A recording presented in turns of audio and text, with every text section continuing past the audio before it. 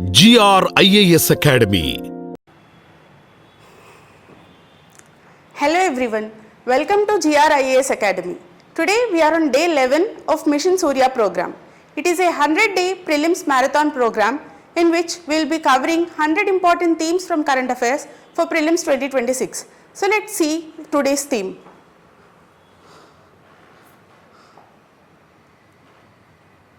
So today's theme is important indices and reports from environment. It is one of the important topics for UPSC and every year at least 1 or 2 questions will be asked. So here we need to focus on 4 things, that is the name of the report, who publishes that report, India's ranking or position in that report, and a basic idea on the parameters or criteria considered in that report. So let's see the first topic, that is Climate Change Performance Index 2025. So it is published by German Watch, New Climate Institute, Climate Action Network International. So these 3 jointly publishes the report, and in this report 4 parameters are considered. They are global greenhouse gas emissions, renewable energy, energy use and climate policy. Based on these 4 parameters, countries are ranked and India is ranked at 10th position according to this report. And in this Climate Change Performance Index, India has been in top 10 positions since 6 years. And also, no country has topped in all the 4 parameters. So first 3 ranks were kept empty. That's all. Let's see the next index. That is the Air Quality Life Index 2025. It is released by Energy Policy Institute at the University of Chicago. So it basically tracks the impact of PM 2.5 on the life expectancy. That means it analyzes the reduction in the life expectancy years due to the harmful impact of PM 2.5, which is an air pollutant. So according to this report, Delhi is the most polluted city in India. So PM 2.5 and its impact, we have seen the topic in the previous video of this series. So please watch it if you have not seen. Let's move on to the next report, that is World Air Quality Report. It is published by IQ Air. It is a global climate technology company, and here the report is based on various pollutants like particulate matter PM 2.5 and PM 10, ozone, nitrogen dioxide, sulfur dioxide and carbon monoxide, and according to this report India has ranked 3rd. So let's see the next report.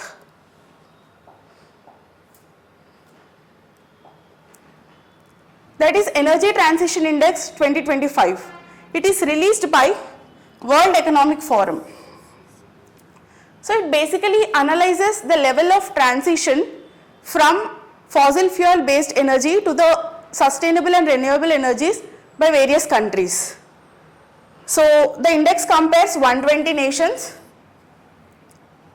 It compares the country's energy system performance and also the readiness of their enabling environment. So here energy system performance refers to energy security and energy equity, whereas the enabling environment refers to infrastructure, innovation and investments, etc.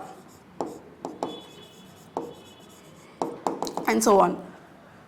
So in few of the parameters India has fared well, but we still import majority of the crude oil to meet our energy needs. That is why there are concerns with respect to energy security, and also we need furthermore investments and infrastructure in the renewable sector. So considering all this, India was given 71st rank out of 118 countries. So that's all. Let's move on to the next topic. That is Global Water Bankruptcy Report. It is released by United Nations University Institute for Water, Environment and Health. So here, water bankruptcy. What is water bankruptcy? It signifies irreversible damage to the water resources, distinguishing it from the temporary water scarcity. So water scarcity is a relatively temporary phenomenon because here just shortage of water occurs for a short period of time. Whereas in case of water bankruptcy, there is over extraction or overuse of water beyond the natural replenishing capability of the natural resources. So because of that, permanent damage occurs to the aquifers. So it is a permanent damage, and according to this report, India faces acute water stress. Why? That is because in the last 75 years, that is from 1951 to 2024, there was around 73% decline in the per capita surface water availability. So in last 75 years, there was 73% decline in the per capita water availability. So India is facing acute water stress. That's all. Let's see the next topic. That is Global Methane Status Report 2025.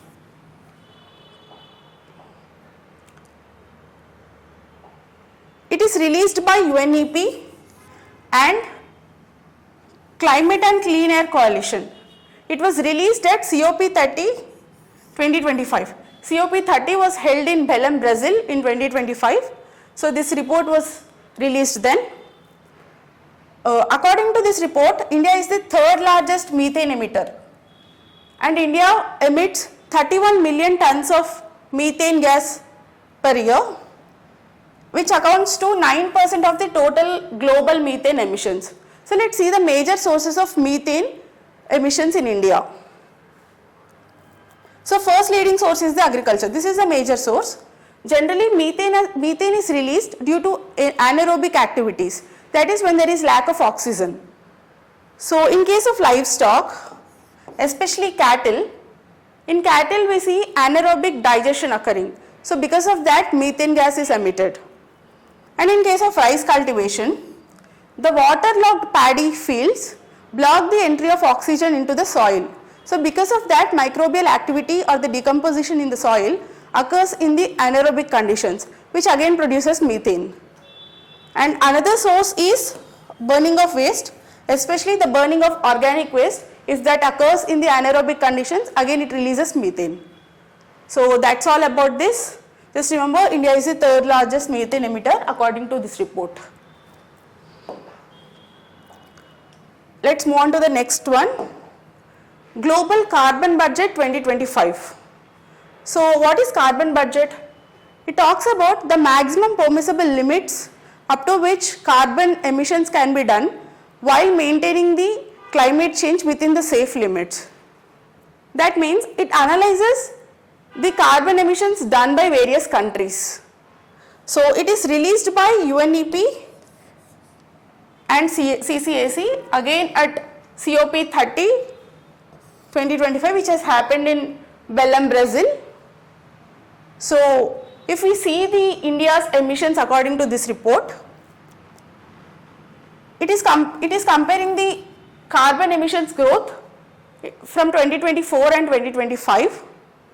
So in 25, there was 1.4% rise in the carbon emissions compared to the previous year, whereas in 2024, the growth was 4% rise. So if we see, the growth rate of carbon emissions has reduced in 2025 significantly. And if we compare the absolute emissions were increasing. So that means total carbon emissions are increasing, but the rate at which the increase is happening has reduced. So that's all.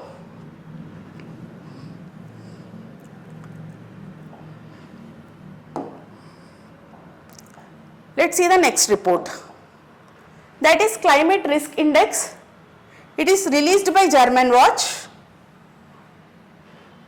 So this report highlights India's growing exposure and sensitivity to the escalating climate crisis. So according to this report, India is placed at 9th position among the most affected countries due to climate change, that is climate risk index. In these last 30 years data was taken to give the ranking.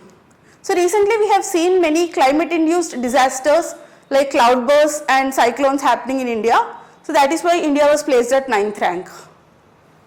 Let's see the last report. That is State of Food Agriculture SOFA Report 2025. It is released by Food and Agriculture Organization. It analyzes the impact of climate change on the food and agriculture. So if we see the Indian specific context, this report says that there is increasing frequency of climate disasters that is happening in India, because of which there are disruptions in the supply chain, food supply chain especially, that is resulting in volatility in food prices. So because of all this, there is disproportionate impact on the farmers, that is small farmers, and the poor consumers. So this is all about it. It just analyzes the impact of climate change on food and agriculture. So that's all for today. For more details on these topics, please visit our WhatsApp and Telegram channels. Links are provided in the description. The part 2, few more indices and reports, we'll see them tomorrow. And for regular updates on the Mission Surya program, please subscribe to the GR IAS Academy YouTube channel. Thank you.